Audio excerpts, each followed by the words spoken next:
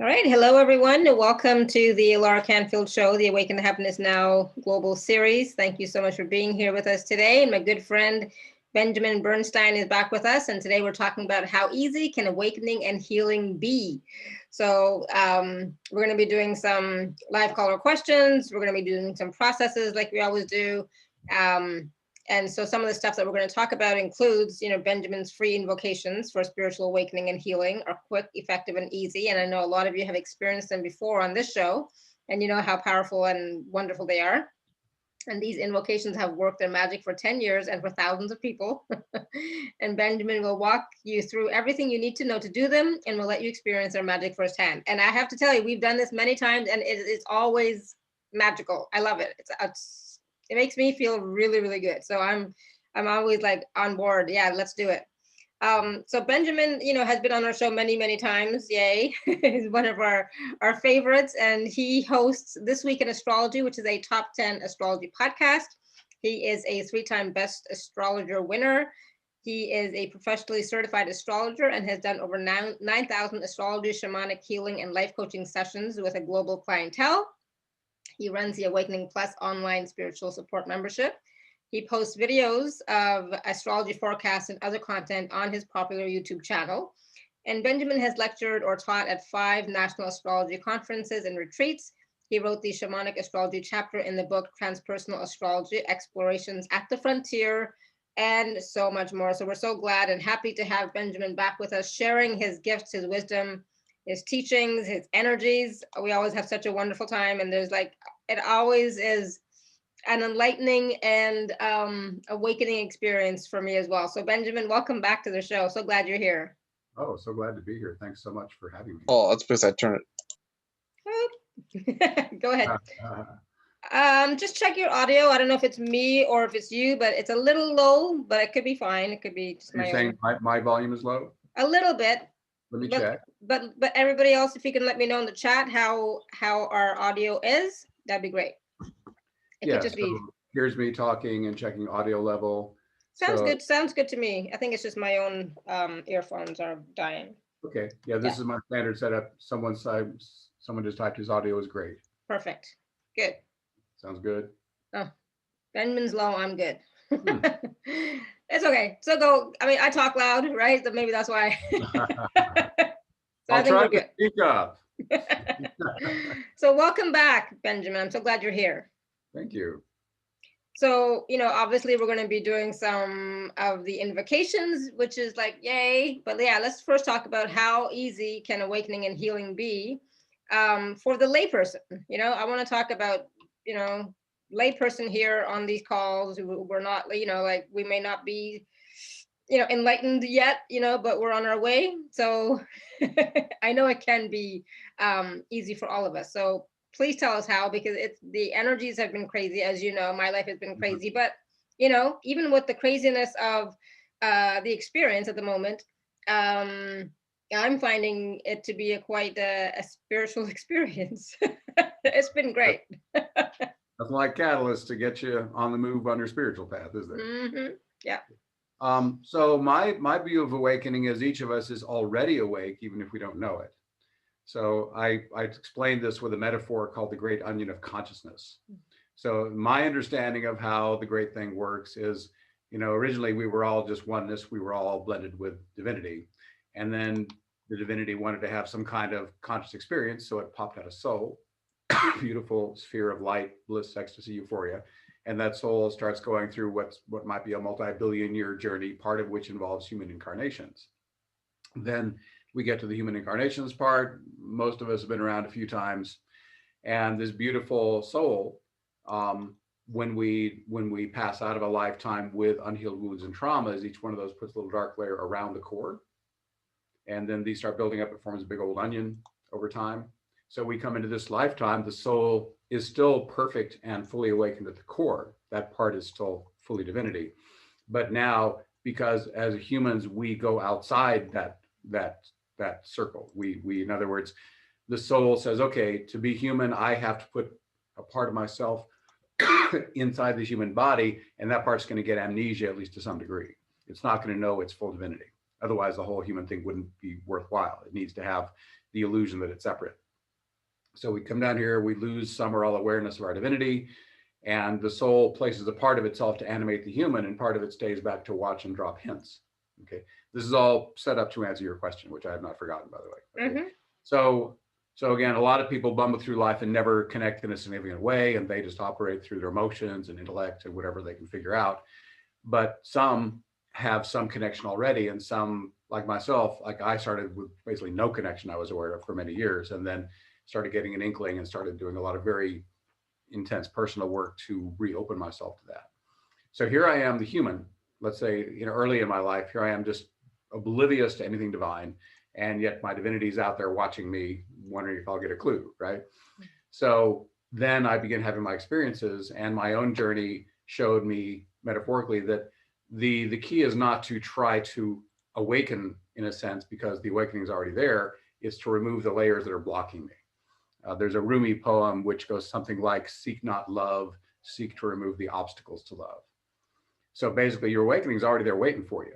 If you'll do good shadow work, if you will face the challenging emotions and physical sensations in your body, and you find effective tools to clear those away, every time you successfully do one of those healing rounds, one of those layers of the onion will fall away and the light gets a little brighter. And what's amazing is even the peeling of one layer of that onion creates a significant shift of consciousness. Most people who do the healing invocation that we'll be doing today, typically they'll move into an altered state. They'll feel like their physical body feels more like energy than flesh. They'll be on a high like most people would need to take drugs to get to. And yet they'll be even more functional than before. Because, I'm not just into awakening where you go float off in la la land for a while and have a blissful out of body experience, and then you come back and it's the same old crap when you get back in. I want that awakening here in the body. I want it to be with me all day long.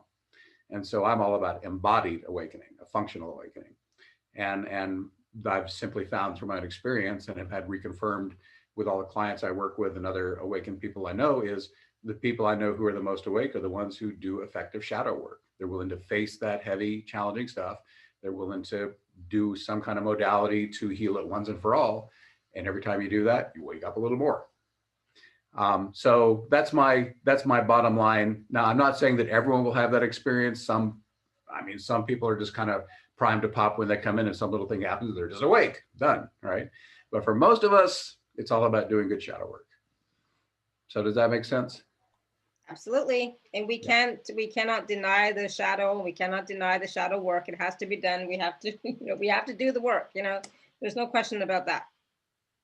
That's been my experience. Yeah, absolutely. And, shadow work, it's changed. It has been changing. And for me, specifically, it's changed. It's more now, I don't even call it work anymore, but the more awarenesses I have and more ahas I have and more insights I have, the more present I am, it just seems to be a little bit easier, getting to those states and those stages. I still have to do the work. There's still some work to be done, but it's easier now, I find. Yeah, can I speak to the idea of relative awakening? Sure. Okay. Yeah. I mean, some people think of awakening, it's all or nothing. You're there or you're not. That has not been my experience. I just want to speak a little to part of my journey. A lot of my healing and awakening has been done through plant spirit work, mostly through ayahuasca ceremonies, some with San Pedro, some with mushrooms, some with MDMA. So I've been doing this kind of work for like 16 years, and I'm 61 years old. Okay. So never too old. But what I want to drive toward with that, and I totally lost my train of thought here. Oh, okay. So around 2011, I started doing ayahuasca ceremonies, and in the course of the ceremony, I would actually move into an awakened state, and I knew it. I knew that I was one with my divinity, the best I knew, and I knew, wow, I am blended with that which I am. And that lasted the rest of the ceremony, and it was lasting after the ceremony. Then I would go to sleep and would wake up the next morning and it was gone. And that was so frustrating. Oh my God, I want it back. Okay, so then I'd have to go without it. I knew no way to get back except to drink ayahuasca again. So 2-3 times I do this, have the awakening, it holds until I go to sleep, and then it's gone. And then I said, okay, ayahuasca, I'll make a bargain with you. I will go to the jungle. I will do a double dieta and I will be in the jungle for a month in like primitive conditions. I'll drink ayahuasca 10 times. Okay. And ayahuasca, the deal I'm working with you is you give me a permanent awakening, and then I won't ever have to drink you again. If they all don't know, ayahuasca is really intense, very, very powerful psychoactive stuff. And it's very powerful inner journeying work. So anyhow, ayahuasca, I did the double dieta. I went down there in the 8th ceremony. I had the permanent awakening. I knew it. My pineal gland was just going, woo! And even the shaman recognized that it happened. And then I went out and laid my little hut. The format here is you totally keep to yourself between ceremonies. So I'm laying there for a day and a half until the next ceremony. And I could lay there forever. I'm just laying on my little bed, and my pineal gland is singing, and I'm one with the jungle and one with everything. And it's like, oh my God, have I hit the final destination? I mean, it was a bliss beyond anything I could ever have imagined. And I literally couldn't imagine it being any better than that. So I thought, oh my God, have I hit the ultimate awakening? Am I done? All right. And what am I possibly going to do with these next 2 ceremonies, right? But stuff happened. And then a while later, I had a deeper awakening and realized, oh, it's even deeper. It can go deeper. And it was beyond anything I could have imagined. And here I'm going to quote a wonderful non-dual spiritual teacher. His name is Adyashanti. And if y'all are even halfway awake, his book called The End of Your World is fabulous. It's like an instruction manual for how to deal with your awakening once you actually get it. Okay, so great book. Anyhow, so I realized, okay, I can go deeper. But every time I've had many deepenings of awakening since then. I mean, that was 2012. That was like, 9-10 years ago. Okay. But there's always a deepening possible in my experience. And what he says in that book is, if you have an awakening and it's what you thought it was going to be, it's not a real awakening. And I totally agree, because every time my awakening is deepened, it's a complete surprise. And the reason you can't imagine it is you have nested bodies. I mean, the innermost is physical, then the emotional, then the mental body that can conceive and imagine things, right? And then the spiritual bodies are way beyond that. So when you go into spiritual realms, there's no mental activity. I mean, if you're really there, mind isn't even involved. You're just consciousness. Mm-hmm. And these realms have their own rules, but they don't involve thought. Okay. And thus, when a new awakening comes, it's potently experiential, but I can't come back and tell you about it. There's literally no words for it. It's going way beyond language. So that's why you can't imagine or anticipate the next awakening, because you will literally have no clue what it possibly like until you actually arrive. Yeah. A level of consciousness cannot comprehend a level beyond itself. So the name of the book I just mentioned was The End of Your World. The author is Adyashanti, Adyashanti. Anyhow, so basically awakening is relative. I mean, it is possible perhaps that a human can hit the finish line in an incarnation and be fully and completely done. I haven't done that, so I can't speak to that. I'll have to let someone who's done that talk about that if it exists. But in my experience, I do not expect to hit the ultimate awakening in this lifetime. And it excites me to think that it can get even better. You hear people sometimes say, oh, it doesn't get any better than this, right? Yeah. No. It always gets better than this. And you mentioned the challenging times we're in. What these times do so potently is they stir up all the stuff that we have to work on. I mean, when someone or something upsets me, as soon as possible, I think, okay, thank you. You've done half the healing for me. You took one of those onion layers that was all thick and crusty and sludgy, and you magically transformed it to liquid.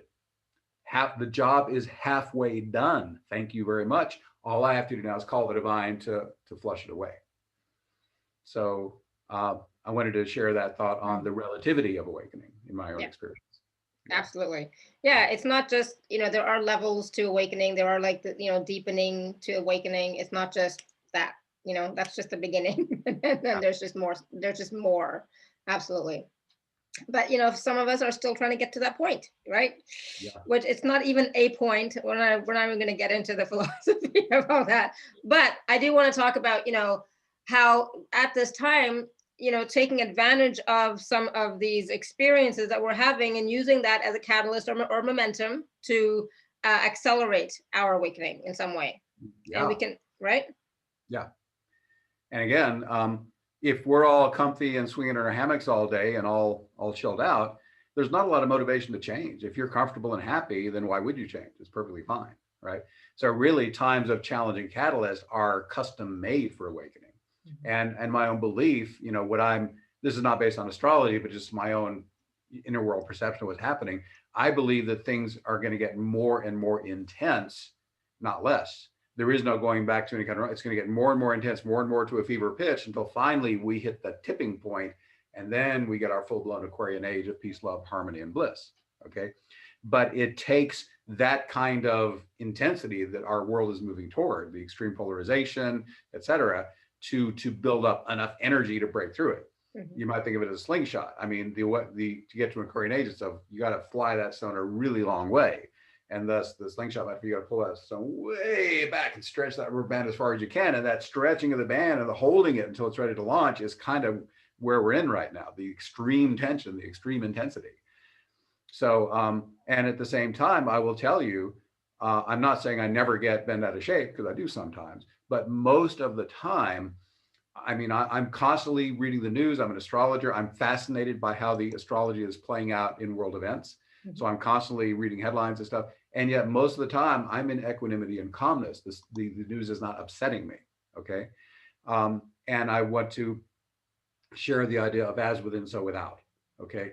So basically, if you cultivate peacefulness inside you, and again, we're going to be doing today the Embodied Awakening Invocation, which most people, even if they've never meditated, within 5 or 10 minutes, they can call their higher self to merge within their body.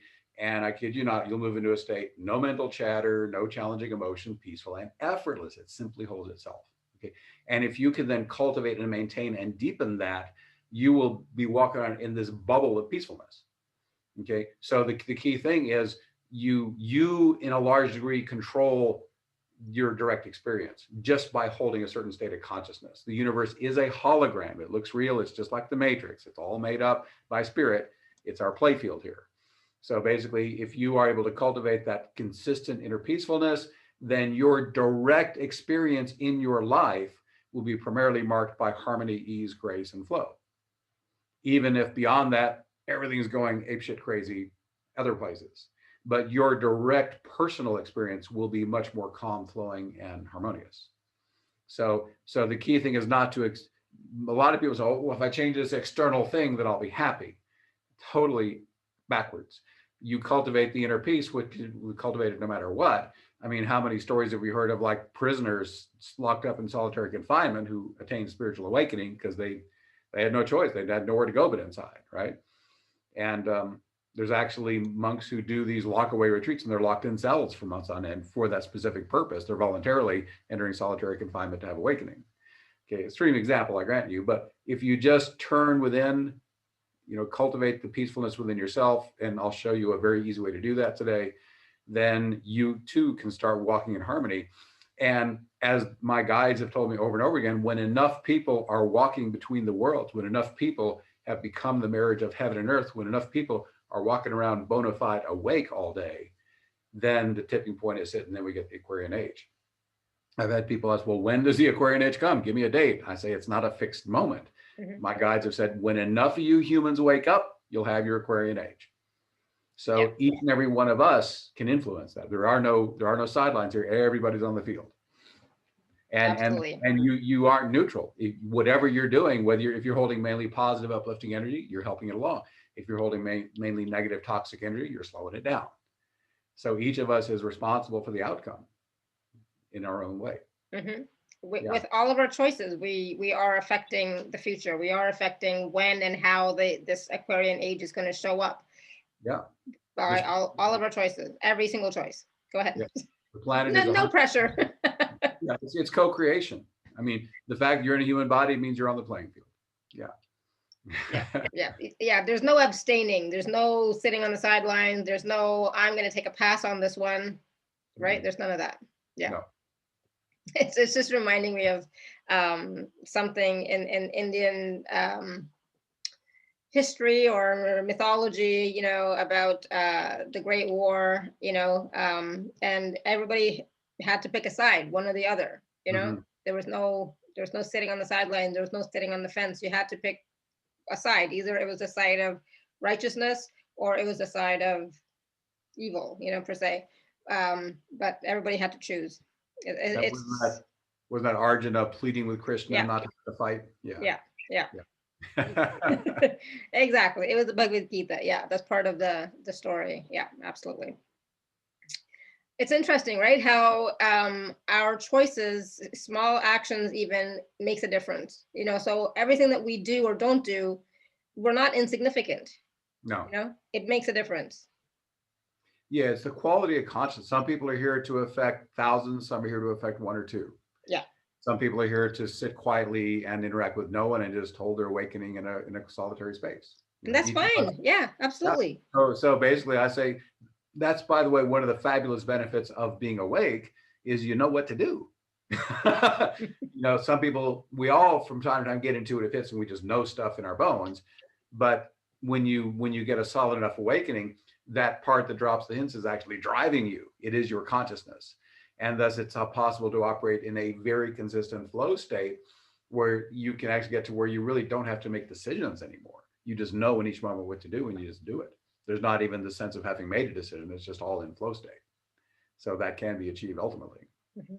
Yeah, it's possible, because we all talk about flow, being in flow, right? So it's possible, so we just have to start to be more present, be more in that awakened state, and choose, so I know we're going to do that today a little bit, but we always have wonderful conversations even before we start to get there. Before we do the process, we always have these wonderful conversations and wonderful ideas that sometimes we need to hear. So Mystic Caroline is asking, so asking you questions means we are not awake? I didn't say that. No, he definitely. No, just because you're lacking a piece of intellectual information doesn't mean you don't have an awakening. I mean, the mind is still there and it's still part of the package. Yeah, so you can ask questions, absolutely. Yeah. So and we talked about degrees of awakening, levels of awakening, right? We are all awake. Remember, Benjamin said that at the very beginning. We are all already awake. Yeah. But it's about peeling away those onions, those layers of the onions that make us feel or think or behave as if we're not. Yeah. I mean, I think to even be functioning as a human means you're at least a teeny bit awake. Just a matter how much. Yeah, exactly. But we can all be a little bit more awake, and that's what these invocations help us to do, is to be a little bit more awake and choose, if that's what we choose, right? Mm-hmm. Okay. All right. So I know we have people with questions. I forgot to mention this. If you have a question for Benjamin, you can raise your hand or you can type your question in the chat. What types of questions do you want, Benjamin? It's a good question for me to ask you. Let's keep them on like spiritual awakening topics. It's really not appropriate today to do astrological stuff. That's a whole different thing. Yeah. But if someone has a question about spirituality awakening, I'd be happy to entertain those. Yeah. So your question, should I move to Sudbury, Ontario? Somebody's told you to move to Sudbury. I forget who that was. And let's talk, because I want this to be really helpful for everybody. Let's not do questions about, here's a question about my personal life that only relates to me. If you have a broader question that the answer would be helpful to everyone on the call, that's really the kind of question I'm looking for. Yeah. So Anita, I know you have a question about your specific spiritual awakening, but can that question be more general for everybody? Probably. Yeah. But well, I'll let you decide for yourself, Anita, if that is true. She's asking if I have any guidance for her best next step for awakening. Well, I don't know Anita's particulars. Yeah. But I can say that for most people, doing the process I'm about to share would be helpful. Yeah. The Embodied Awakening Invocation, because it gives you whatever you happen to need in the moment. Yeah. So, Linda, what do you want to sorry, Linda, do you want to unmute yourself? Sure. Hi, Benjamin. Linda. I'm so excited that you're on today. Thank you so much. Okay, it's kind of a broad question. For the people who have had, I hate to say this, but for the people who've had the vaccines, and I know what they put in those vaccines, and especially if it's part of your own family, how can we go about negating that so that we feel more comfortable for us and for them? Okay. All right. So for starters, I don't know what is or isn't in the vaccines. I'm ignorant on that topic. I do. Okay. Okay, that's good. But let me speak broadly about the kind of thing you're asking about. If you have within your system something that you're concerned would be negative or harmful, then you can simply ask spirit to neutralize the harmful aspect. For example, here's a relevant example. Every time I eat or drink something, I bless it first, and I say, Spirit, I give thanks for this food, everyone, everything involved in coming to be and coming to me.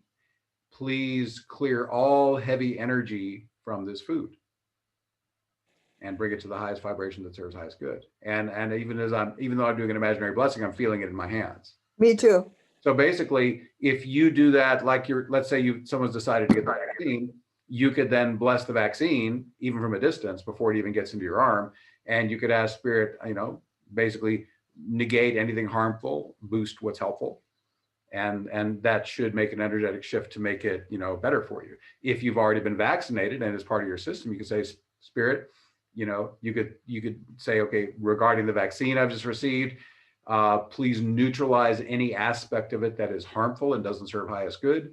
Please amplify all effects that do serve highest good. So you just basically, and here's the cool thing, your higher self is the magician. Your ego doesn't have to know all the technicalities. The whole principle of the invocations I share is if you are able to make a clear, simple request, and then you're able to relax and then let the divine do it for you, you can literally call in anything. Okay. Thank you. Yeah, I hope that's helpful. I love being with you. I love your invocations. I love everything. I mean, every time I'm on one of your shows, I'm gone. It's so great. I love it. Well, thank you again. Thanks, Alara. You're welcome. Linda. Thank you, Linda. Oh yeah, she is happy. So yeah, I'm glad you asked that question, Linda, because I'm sure a lot of people have that question about the vaccine, etc. Right? So,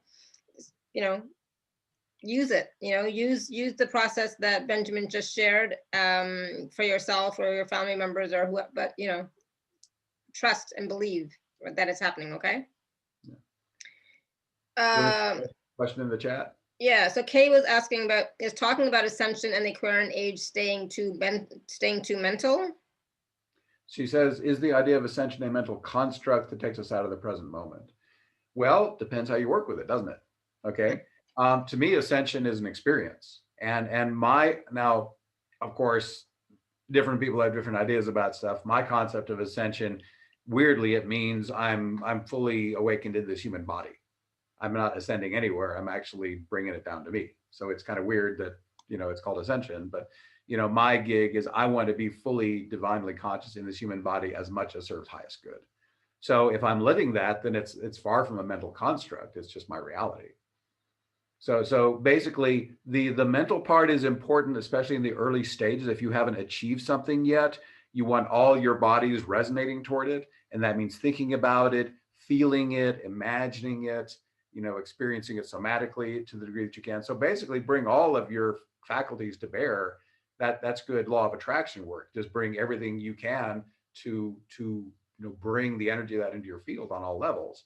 And then once you've got it and you've integrated it, then you don't have to think about it. You don't have to imagine it because it's there. I hope that's a helpful answer. Awesome. Good. Thank you. Vandana's saying, experiencing anxiety, impatience, irritation, and such, are they indications that you're on your path to spiritual awakening?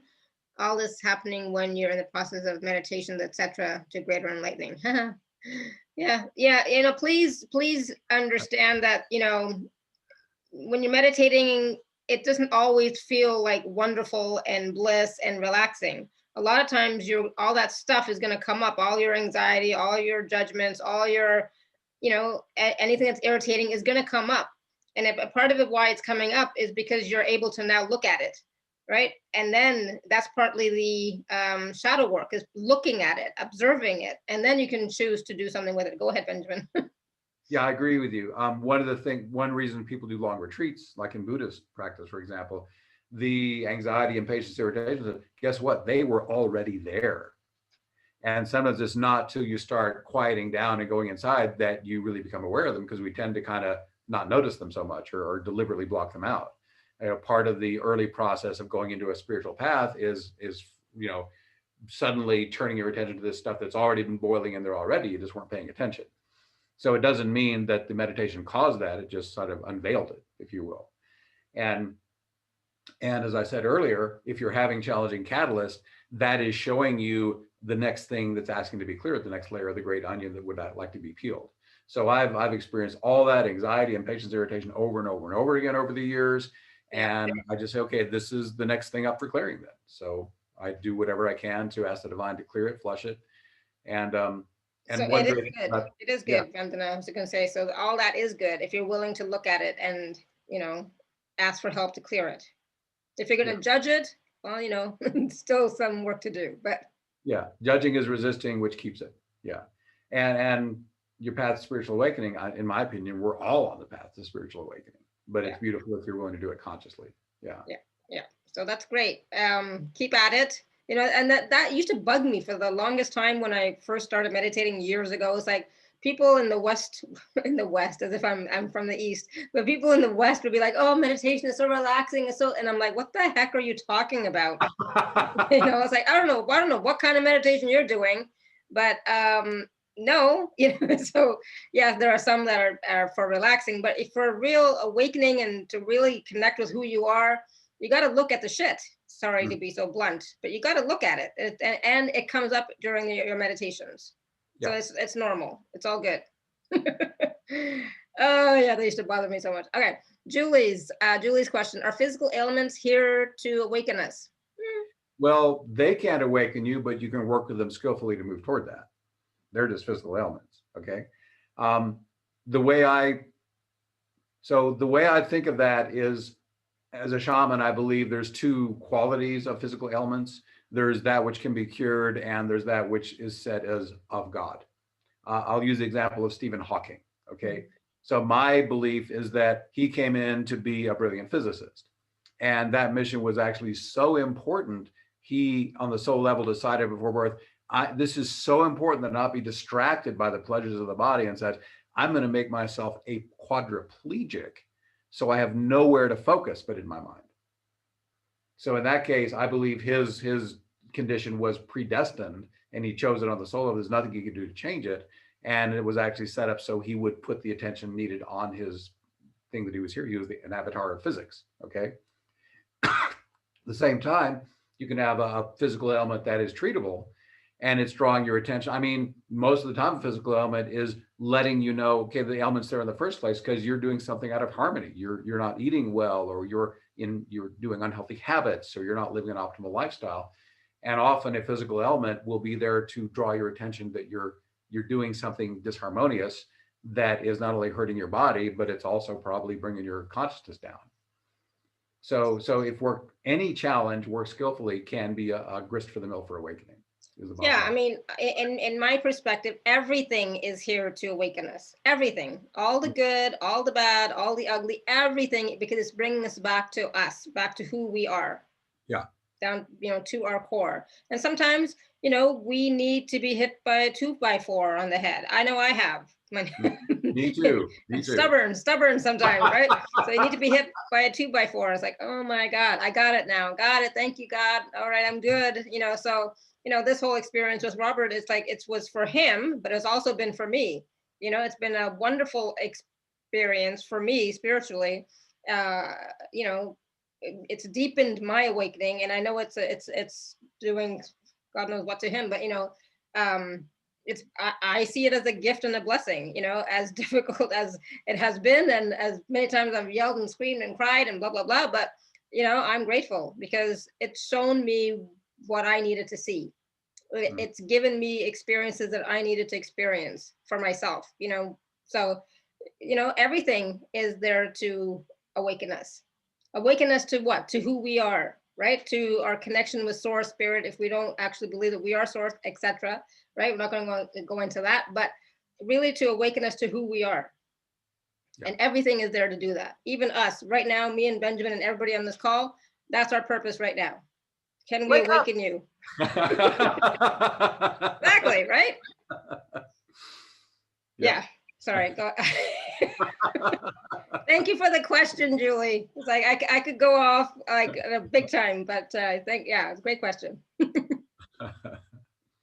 Oh, wow. All right. Anybody else have a question? Because, you know, I'm on fire for some reason, you know, so it's like I can, even my face is all red. It's like there's like energy pulsing and pouring through me right now.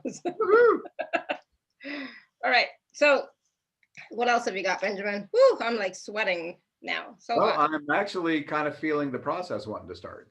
okay. So we can do our invocations. If we have time after, we can do some more Q&A or whatever, or see what comes. Okay. Yeah, absolutely. I love it. So I'm like Linda. I love these processes.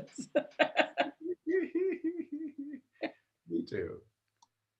All right, so I call my allies to come now. Come as a group, please. Thank you. And allies, please, I call into myself the deepest embodied awakening that serves highest good, maximum embodied Christ consciousness that serves highest good, maximum embodied service to other fourth density consciousness or higher that serves highest good. Allies, just bring me to the highest vibration that serves highest good so that I may be of service to those on this call. Thank you. And I call all beings of high vibration and benevolent intent whose presence serves highest good as we do this work. And may they be present also for those who watch the replay. Thank you. And let there now be a container around this sacred energy to hold it in and to ensure that all that enters here during our time together is of high vibration and benevolent intent. So it is. Okay, there's our container. Does that feel okay, Laura? Okay. All right. So my request as we move forward, if you're going to move this with us, is please give us your undivided attention. Please, if you multitask, it's going to give you an inferior experience.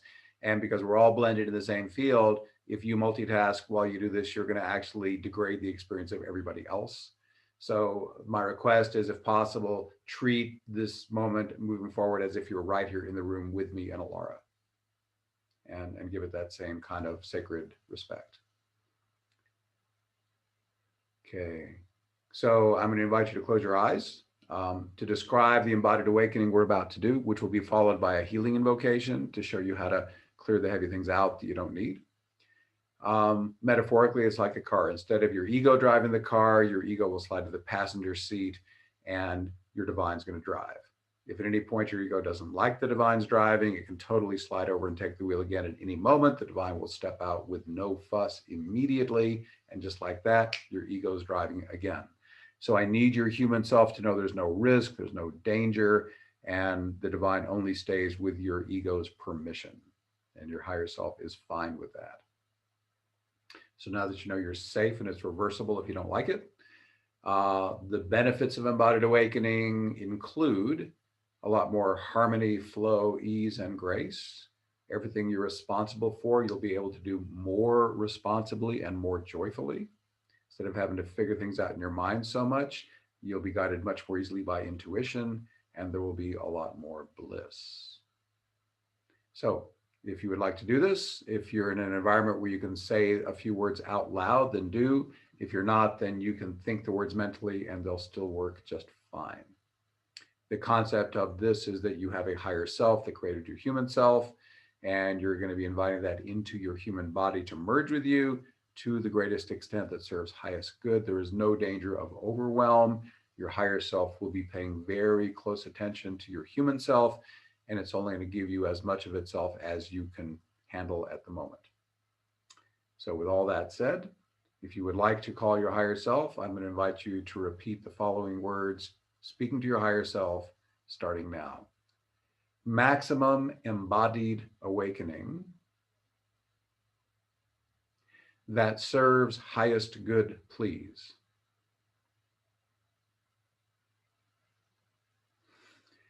Okay, the words are done. So relax and just rest in either passive breath awareness if you are not energetically sensitive, but if you are feeling energy moving in your body, then let your awareness of the energy be your focus.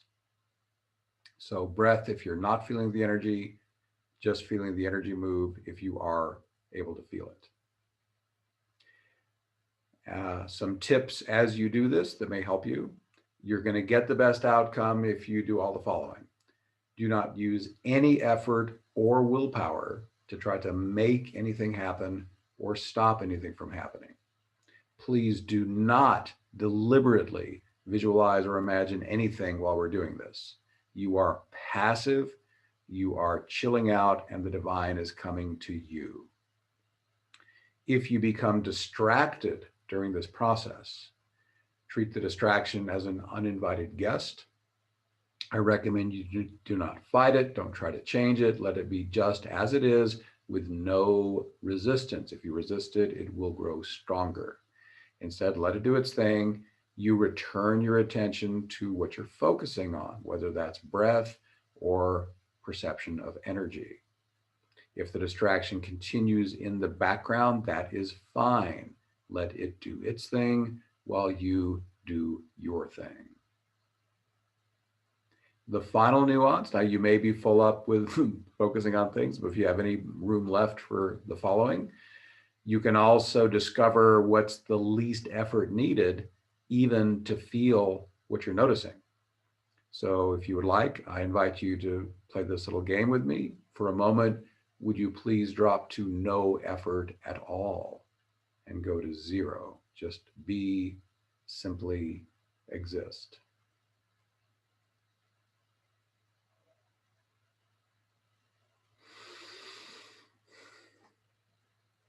At this zero effort level, take note if you're still even a little bit aware of your focus, whether that's breath or energy. Again, not trying to feel it, but noticing it's there anyway. And if there is even a trace of that awareness, then zero is all you need. The less effort that gets that done, the better. So if even at no effort, you're aware of breath or energy, then stay at nothing. If you're not, then begin adding very tiny bits of effort back into the mix until you just begin to notice breath or energy. And then rest at that very minimal level of effort. Anything beyond that will slow things down. So you use the least effort needed all the way down to zero in order to be aware of breath or energy. Based on, now I have the ability to perceive everyone who's doing this live or later on the replay, and we're starting to get there, but I am feeling a lot more effort in the mix than we actually need. So I'm now going to ask everyone to do this with me. Please, right now, go to zero and just be. Chill out totally. If you can do so safely. Go to no effort. And by the way, if you literally cannot stop doing something else, then I respectfully request that you energetically disengage from the process and then come back to the replay later or tune back in when you can. Oh, that's feeling so much better. Yeah, stay at zero, just be. Now the energy is getting nice. Okay, so if you're at zero and you have any awareness of the energy or the breath, just stay at zero. Again, if you're not feeling energy or breath anymore, add a teensy tiny bit of effort back until you get it, and then stay at that very minimal level. Yeah, the energy is so much nicer now. Well done, guys. Guys is gender inclusive, by the way. Yeah, a lot of folks going to Embodied Awakening now. Well done.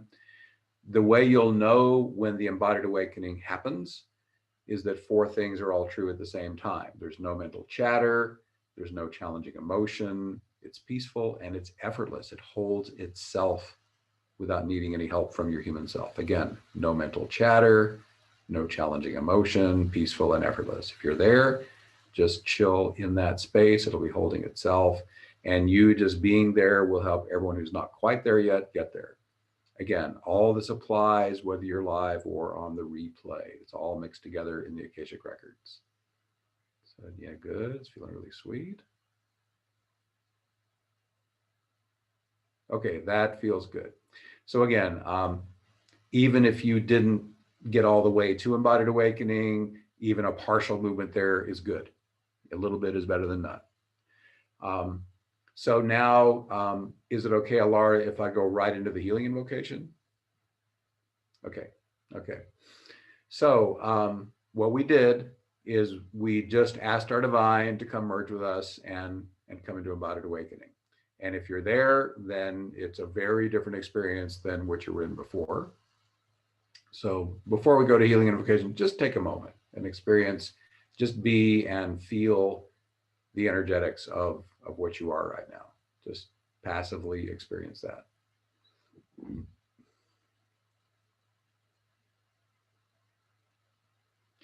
So if you're truly in that state, you realize, wow, not a lot of words. I mean, I got bliss, ecstasy, and euphoria, and then I've pretty well run out of words, but it's along those lines. Okay, good. Now, so this is good and it's got us started. But as I said earlier, if you really want to go deeper into your awakening, you can call in awakening, but there's going to be stuff in the way. There's a reason you're not already 100% full on awake. It's those layers of the onion, the old unhealed wounds and traumas. So the healing invocation is the tool that helps to clear those. And you're literally just going to ask your divine once again to do it for you. The way it's often done by people is that they learn the healing invocation, and then as they go through their day, if they get triggered, something happens and there is a challenging emotion or there is an unpleasant sensation in the body, that's your clue that something got triggered up.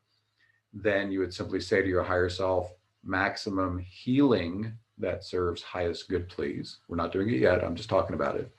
And then you would just rest your attention gently wherever the unpleasant energy is. The great thing about this invocation is you don't have to know any more than that it doesn't feel good. You don't have to know what it is, how it got there. You don't need any story about it. All you know is there is a disturbance in the force and I want my harmony back. And the divine can accomplish that very quickly. To my knowledge, nothing is lost by doing this. Some people feel I've got to sit with the unpleasantness for hours or days on end and bask in it and soak in it in order to get whatever I need to learn from it. That has not been my experience. My experience is the divine will clear it rapidly, and sometimes the clearing is done and you have no idea what it is. All you know is something felt bad, it cleared, it's gone. The quality of these healing invocation clearings is they're not just band-aids. If you feel energy leaving your body in the healing invocation, it is permanently gone. It is not coming back. So these are permanent, once and for all clearings that happen with this process. If your higher self judges it's better for your human self not to know the details about it, then heavy energy can clear anonymously. In that case, ignorance is bliss. However, sometimes it's very important that you know what it is. In that case, the divine will pop down an image or a thought and will reveal to you what's being cleared. And just as gambling that you'll be able to let it go anyway. Now, again, if you do this, some people, that'll be enough and they're done. Other people will then need to do mentally based therapies of various kinds to work with the concepts. And there's no right or wrong about it. All I'm saying is this healing invocation potentially could be all you need, but you won't know until you have your own personal experience and see if, then mentally based work or ego-based work in addition is helpful for you. It's just a tool in your toolbox. You decide for yourself if it's the one and only thing you need or if other modalities will help you. Okay, so that's the broad overview of it. Now, there's two ways we can work with this right now. So I'm going to ask each person to scan themselves right now. Just generally feel the body, feel the emotions. And at this very moment already, is there something stirred up? Are you having some strong, challenging emotion? Or is there some sensation in your body that feels bad? And if it's strong enough, that's your thing you're going to work on. Okay. Now, what usually happens though, once I've taken people into embodied awakening, or to be more accurate, once I have guided them and they have called themselves into embodied awakening, because I didn't do it, your higher self did it with you. Then they say, wow, I'm scanning the field. It feels great. There's no challenging emotions. My body feels perfect. I'm not perceiving any disturbances here. In that case, you're going to need to call one up. Okay. So in this case, so basically, if you already have something stirred up, some challenging emotion or sensation, just work with that. However, if not, then I'm going to ask you to think back to some traumatic incident in your past. It needs to be strong enough that every time you think about it, it causes you emotional challenge. It hurts to think about it. Okay. So we need something strong enough that it's like that to give you a good demonstration of what the healing invocation can do. I will assure you right now, I've done this technique for over 10 years. I've done it with thousands of people. I've done this process many, many, many times. No one's ever reported overwhelm. So you do not have to worry about calling up an old trauma and getting swamped by it. Your higher self will not allow that to happen when you use the healing invocation, even when you do it all on your own with no one else around. So it is a safe way to deal with old traumas. So right now, I encourage you to, if you don't already have something stirring up to work with, just choose some old trauma. It doesn't have to be the worst thing that ever happened, but one that's strong enough that it causes you emotional pain to recall it. Please recall it now. And I want you to vividly recollect that moment of trauma and bring it up strongly in your awareness. Again, overwhelm is not allowed here. You can make it as strong as you want. It's not going to be too strong. Your higher self is going to regulate it for you. So make that really strong. And then notice as you hold that memory, scan your body. Is there challenge anywhere? Most frequently, people will feel a challenge in their belly or their heart chakra or their throat. And commonly, those will be the areas that get stirred up. But you feel for yourself, where is the challenge right now as I hold this painful memory? And hold it intensely and long enough that you feel in the challenge. Now that you've got it, we'll assume that everyone is appropriately triggered. And now let the imagery go. And now we're going to call the healing invocation in. So speaking to your higher self, repeat after me now. Maximum healing that serves highest good, please. Let the words go. Now you gently rest your awareness wherever it hurts. So notice where in the body is the challenging sensations. If it's a little pinpoint where it's strongest, you go right and focus on the pinpoint. If the challenging energy is more broadly spread, then place your awareness in the entire field of where it doesn't feel good and just be present with it. It's like you are shining the spotlight of consciousness into the disturbed area. And that is all your human is going to do here. Just hold passive kinesthetic awareness of the sensation. That now already, because you called your higher self, it's already there working it. And many of you are already noticing that it's getting stirred up. And many of you are noticing, wow, it's draining. I'm actually feeling heavy energy going out my hands and or my feet, or maybe even leaving some other way. There's all kinds of exit strategies, but hands and feet drainage is the most common. So your job is to keep your attention there on the source of the pain. By the way, I should have said this earlier, but give it a pain number, 10-point scale. 10 is excruciating, 1 is none. So note the number of the pain or the discomfort. And now just stay with it non-conceptually. Now, it often happens when you do a process like this, there will be a lot of thoughts and images swirling around. It's very common, but that's not what you are going to pay attention to. You let the swirl itself, but your attention is on the feeling.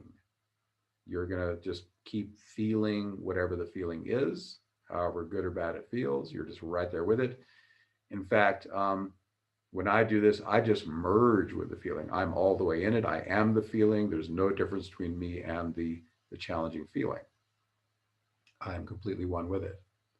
This is safe to do because what you really are is pure divinity that can't be harmed by anything. That is immortal and invulnerable. So you can take pure awareness into any pain and your awareness is fine. There's no way that can be harmed. In fact, you might even be noticing it's as if there's two of you. There is the human part that's experiencing the discomfort, and then there's the witness part. And if you notice, the witness is fine. It's in equanimity. No matter how painful the phenomenon, the witness is calm and serene as it merges with it. So this really automatically turns into a dual awareness process. It's really the divine part that's paying attention to the challenge and the human part that's experiencing it. I hope that makes some kind of sense. If you're experiencing it, you'll know what I'm talking about. But again, that's perhaps even too technical for the moment. So just feel what you're feeling. Just be with, okay. So what I experience when I lead this is I get the general sense of the group's experience overall. Your particulars may be different, go with what you're experiencing, of course. But what I'm feeling is things are starting to lighten up. A significant amount of the heavy energy has drained away. By the way, sometimes instead of draining, the energy stays, but it changes from dark to light. It transmutes. So you, the human, are not going to try in any way to control what happens. Your higher self is so much better at that than your human. So, the most skillful human healer in the world is still a raw novice compared to the expertise of that person's higher self. So delegate the work, let them do it for you. And you may now be noticing some, what I call bliss around the edges. Even if there's still some challenging energy remaining where you're focusing, you may notice around the edges, it's starting to get lighter, brighter. Some people say it just feels kind of nice. Some people say it's full on ecstasy or bliss. So whatever you're experiencing is fine, but it should be starting to feel good. And what's happening, back to my onion metaphor, that layer of the onion you're working with has started to crack open. Pieces of it are starting to fall off, light shining through the cracks. Even a little bit of that light is going to feel really good. It creates a altered state, bliss, ecstasy, euphoria. And therefore, that's why as you continue through a healing invocation process, the pain will get less and less, the bliss will grow more and more. And most of the time you get to the end of the round and you're in a full-blown altered state. You are in bliss. Some of you already noticing your body is already feeling more like energy than flesh. You are noticing consciously aspects of yourself that are light or divinity or higher state or whatever language you want to throw at it. It's your divine part a little bit more consciously. And you might be noticing that your human self is now less than half of what you are experiencing. Notice that. How much am I noticing the human part of me that I might have started with as my entire awareness? And is there now more of me? Is there a energy field encompassing and surrounding that human self and inside it? And am I now aware of more of me than when I started this? To have a spontaneous awakening like this is just totally commonplace when the healing invocation is done. So just notice if that's true for you. Again, whatever your experience is fine. There's no way to fail at this. Just notice what you're noticing. Again, my job is to describe what most people are getting, and it's perfectly fine if your experience is different. So I'm now feeling the overall energy of the group starting to calm and come to a centering point. So please now return. You might have gotten all distracted by the bliss, but return your attention to where the challenge was. It was in a certain part of your body and you assigned it a certain pain number, 1 to 10.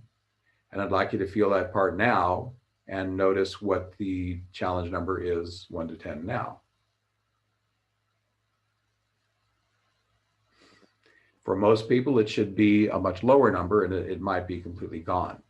Now, I should explain about how the divine is merciful and would rather do several rounds than hit you with too much at once. The reason that you can't be overwhelmed doing the healing invocation is your divine will never bring up more than you can do in one round. If it's a little thing, not too big a deal, it can sometimes clear it all at once. But let's say you had a really heavy duty trauma in there, it might take 17 or 18 rounds to get all of that. So know that the divine is never going to bring up more than you can do. And if you feel like, yeah, I feel better, but there's still some discomfort there, that's because the divine was having mercy on you and not giving you too much at once. So you won't know how many rounds it's going to take until you do it one last time and there's just nothing left to feel. It's all down to zero. And I'll throw a caveat there too. Even if you deliberately call, actually, I'm going to do one more level here. So I'm going to stop talking for a minute and just feel your vibe. If you're like most people that I'm perceiving, there's a beautiful peacefulness. The aura is much bigger. You have a conscious awareness of more of your divinity now, the energetic part of you, and not just the physical human part. So just notice that for a moment. And I'm going to do one more little bit. This is for those of you who called up a past trauma. For those who didn't, this may not be relevant, but bear with us while I do this real quickly. So notice, remember the number you gave the trauma when you started and what it is now. So then you check your work. So those of you who used a past trauma, I would like you to bring that same memory up again right now. Again, imagine it as vividly as you can, just like you did the first time. Bring up the memory strong and intensify it the best you can.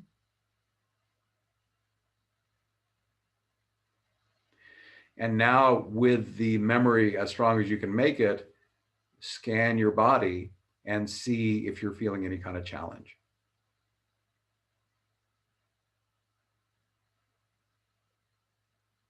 Again, I don't know what each individual is experiencing, but I can say what typically happens when I do this is they'll notice I can remember the incident, but I'm not feeling any charge from it. The first time I brought it up, there was a lot of emotional pain. Now I'm bringing it up and I'm like totally neutral. It's not bothering me at all. Or they'll say, yeah, there's still some pain, but it's way less than it was. And when you're doing this on your own, if there's a little bit of residue, then you do another maximum healing that serves highest good, please. I know we're not doing this now, but you would do that again, put your attention there and let the divine take the next layer out. And you would repeat that until finally you bring the trauma up one more time and you're not triggered at all. And for a lot of times, a single round will do it. Typically 2 or 3 rounds is enough for most things, at least when I've worked with people. So now we're going to open our eyes. We're complete with that process. I want to share one last little bit of information before I open the floor to feedback, though. We all have an unconscious, which is a very valuable part of your human self. That means the stuff that would be too much to deal with, we're not even aware of, okay? So if you've done this calling up an old trauma and you've run it until you call it up again and there's no challenge from it, all that we can be sure of is you've cleared the parts that are available to your conscious awareness. It's healed on that level. What you do not know and cannot know is if there's other layers of it in the unconscious that may emerge later. And still, there's no cause for concern, because if you've used this tool effectively, you realize, wow, it doesn't matter if another layer comes up later because I got this healing invocation and I can just deal with it then. So you get to realize I don't have to worry about some old trauma coming up, because if this works for you, you now have a tool that can clear just about anything. So that's the little PS I wanted to put on there.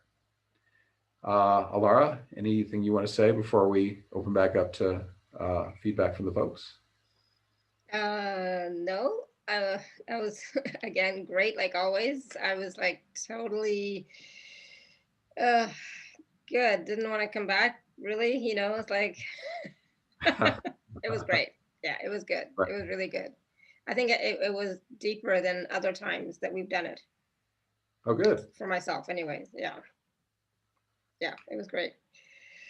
I didn't want to come back for sure. So, but it's good. Yeah. Wow. All right. So how was it for everybody else? Andres said, awesome, great energy. Good. I can't even really. Angels 888, Yvonne, I think. Thank you. Very healing and much needed in this now moment in time. Christy says amazing.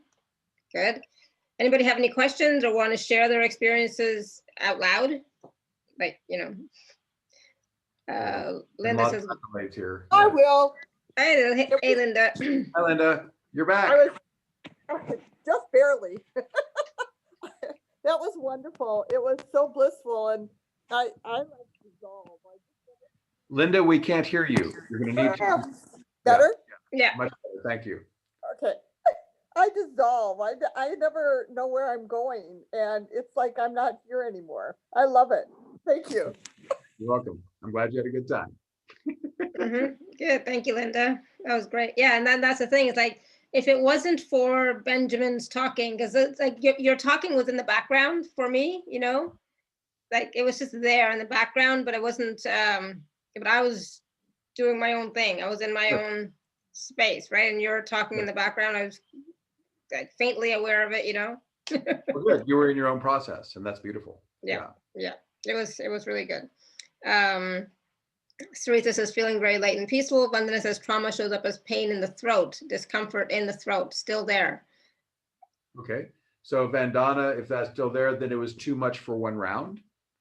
And therefore you can, if you're aware of the pain already, just on your own, just do the healing invocation again, hold attention on the sensation, and just repeat until you clear it. Yeah. And if this tool is effective for you, then it could potentially clear it all the way through. Yeah.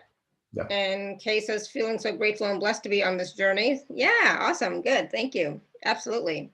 And it is a journey, right? It's all a journey.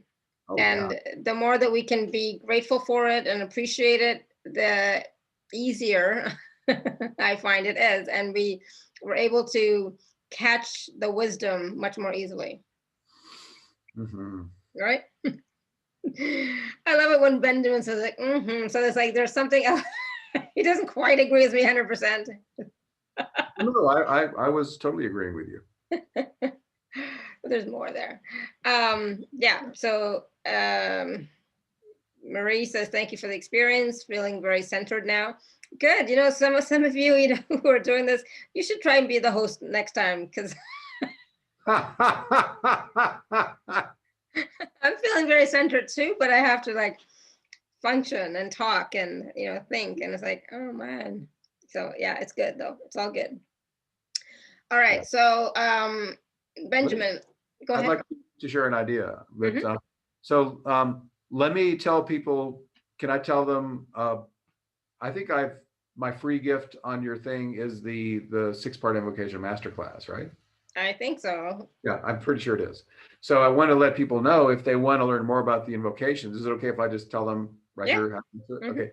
So if you go to my site, astroshaman.com, you'll see there's a menu bar at the top, and the last word is invocations. And if you click that, then it'll take you to a little page that describes these invocations. And at the bottom, there's a little plug in your name and email, and you can sign up for the free invocation masterclass. And there's a 6-part course that there's 6 videos of me describing the invocation for awakening, the one for healing, the 2 we did.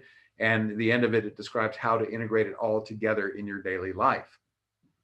And I'm going to be kind of a tease. And I'm going to say, to learn that, you need to go do the masterclass instead of having me tell you here. Mm-hmm. But it's totally free. All you have to give me is your name and email. That'll put you on my email list, and you can unsubscribe with one click if you don't like it. But it's very powerful, and all the information is presented 3 ways. It's me on video. There's also audio versions, and there's a full transcript of each of the videos too. So whether you like to read or listen or watch, we got you covered. And that invocation masterclass will give you the foundations of these 2 tools, as well as how to integrate it into your daily practice. Awesome. Good. Thank you. So, so go to astroshaman.com and whatever Benjamin just said a minute ago. And Vandana said, where do we email you? I do have a contact page on my site, but you can also just send an email to info@astroshaman.com. Mm-hmm. Yeah. Awesome. Good. All right. So Benjamin, do you want to talk about your special offer? It is available at alara.at/show/Benjamin2. Mm-hmm. So this is a sweet deal. I have a membership called Awakening Plus, and it's blossoming right now. We've got all kinds of new members coming in. The membership is designed to support your healing and awakening, and also service to the great collective awakening. And the membership it's evolved a lot, and it will continue. But right now we're doing about 10 live Zoom events every month, sometimes more. And they're sometimes on Tuesday, Wednesday, or Thursday night. Lots of opportunity. Everything we do live, with very few exceptions, is captured as a recording. You can do audio or video. And we just passed 300 events in the archive. Every single one of these events carries the full power of the live event. And that is a lot of events, but there's a best of page. And the best of page says, here's the cream of the crop in 12 different categories. So you just pick the kind of experience you want, whether it's really sweet and soft or intense and really stirring the stuff up or all kinds of other things. And you can pick and choose what you want. We are developing strong community. Twice a month, we have a community support call where we all get on the Zoom together and we share with each other, both in large and small groups. We have a forum where people can interact. The 6-part course I mentioned is free, but there's another 10 parts of it inside the membership. And it's really a very, what I'm trying to do is deliver incredible value for really low cost. And that is part of what the offer here is about. Normally, the cost of an annual membership to Awakening Plus is just shy of $200, okay? But the deal here is, I believe we're offering it for $97. I think. Yeah, so you get a full year of Awakening Plus for $97 on Alara's special. So that is literally about half the cost of usual. And all you got to do is sign up and you get your free. And also you got a 30-day money back guarantee. If you get in there, you do it for 30 days, you don't like it, just ask for a refund. All your money comes back, you're out nothing. There's a lot of people who are just, you know, really regulars showing up to events, having tremendous benefit. In fact, when you click the link on the special, you'll go to a sales page we created and you'll see there's lots of video testimonials there, members talking about what they've actually experienced as well as written descriptions. So I tried to make it really content rich and you can actually hear actual members talking about the ways they've actually benefited. And it's all real deal stuff. You know, these are real members talking about their real experiences. So that's it. You get about half off an annual Awakening Plus membership, $97, 30-day guarantee, money back if you don't like it. And if you vibed on what we've done so far, this is just the tip of the iceberg of what's in the membership. And the membership is evolving rapidly and magically, and it's the main thing I'm doing now. And I'm super excited to be the vehicle through which all this stuff is happening. And beautiful. So grateful. And if y'all are vibing with what we're doing, then check out the offer. Yeah, and the offer has, you know, like Benjamin says, live online spiritual experiences, at least 7 per month. There's archived events. 10 now. Right, 10 now. There's the 16-part invocation masterclass and other classes, I'm sure, and then the community support and the accountability partners. I think especially right now, people really need the accountability partners. Yeah. Yeah, that means you can hook up with another member and however you wish to do it, you can, the basic idea of an accountability partner is you tell that person, I'm committing that I'm going to get this thing done by this date. And your job is to ask me if I did it. Okay. And the stunning psychological effect that has, you know how many times you say you're going to do something, you don't end up, but they've actually done psychological studies. If a person tells an accountability partner, I'm going to get this done by a certain time, the odds of doing it go to 95%. It's amazing. Yeah. And I know another group that just does accountability partner work. And these people literally charge hundreds of dollars a year to be in this program. That's just to have an accountability partner. And we've got that value built into Awakening Plus on top of everything else. Mm-hmm. And it doesn't just have to be spiritual. You can ask to be held accountable for anything. And it's totally up to you and the other person, how often you check in and how, and all the details are up to you guys. Yeah. Yeah, no, it's a great package. I highly recommend it. Linda says Benjamin held healing sessions that were out of this world. I'm sure, yeah. And Benjamin had lots of guest speakers as well that also assist or join him. So, you know, it's a lot of learning, but it's a lot of experiencing as well, right? And so it's a great package. Check it out, alara.at/show/Benjamin2. Okay, Benjamin 2. And yeah, the page, it looks fantastic. It's even more embellished is not the right word, but you know, better than before. I love it. It's great. Yeah, so much information there, so much wisdom, and all the testimonials that are there with people, you know, sharing what they've experienced. It's awesome. So check it out. And if not, then do the free gift. You know, do that as well. Okay. That's available to you no matter what. And that is also available on the gifts page, but you can also find it on astroshaman.com. Okay. All right. So Benjamin, anything else you want to share with us before we go? This was amazing. Oh my goodness. I will mention, in addition to the membership, I also do one-on-one work with clients, and I do astrology, I do shamanic healing, awakening activation, life coaching, and all that is described at astroshaman.com if you want to learn more about that stuff. Yeah, and Benjamin's amazing, amazing, amazing. I highly recommend working with him one-on-one if you can. Amazing. Amazing. It's like, oh my goodness, we haven't worked together in a long time. It's been a few years, but I'm just so busy. But amazing. I would highly recommend the one-on-one sessions with Benjamin as well. Thank you. Laura, when you said the URL of the offer, it wasn't quite clear. Could you say that one more time? It's alara.at/show/Benjamin2. There it is. Thank you. You're welcome. So it will, of course, be in the emails as well. It'll be on the replay page, the special offers page, it'll be everywhere. So please do check it out. Okay. Yeah. Good. Anything else, Benjamin? Did we miss anything? I feel complete unless there's any last questions and if there's time for them. Yeah. If anybody has any questions for Benjamin, just raise your hand or type them in the chat. Or any comments about how you're feeling now, because sometimes, right when we get out of a process, it was hard for me because it's like, oh, I want us to stay. But now, I'm more integrated, I can still feel the process. So I haven't lost it, you know what I mean? But it's more of I'm functioning within it. Right. It's all about being in the body with it. Yeah. So I'm functioning with it. I still have an awareness of the energy from the process, but I'm able to function more coherently with it. Yeah, let me tell you how I experienced this. One thing I learned in my ayahuasca ceremonies was to let go and let consciousness be proportioned by the divine instead of Benjamin making a decision about it. So, for example, if I'm in a deep mystical state, I may have hardly any physical body awareness at all. If I'm doing some very demanding physical task, I'm going to be mostly in my physical awareness with just a little bit of divine in the mix. And what I find is if I just relax and go with flow, then the appropriate amount of attention will be in each level that it needs to be in. And there's no right or wrong or better or worse place. The thing is that in each moment, according to what's needed to be done in that moment, that the appropriate amount of awareness be in each place.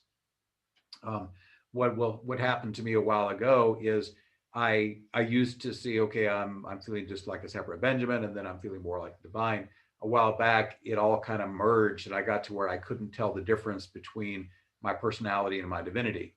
And so I've hit a level of awakening now that it's so merged that I literally can't separate my personality from my divinity anymore. It's all merged together.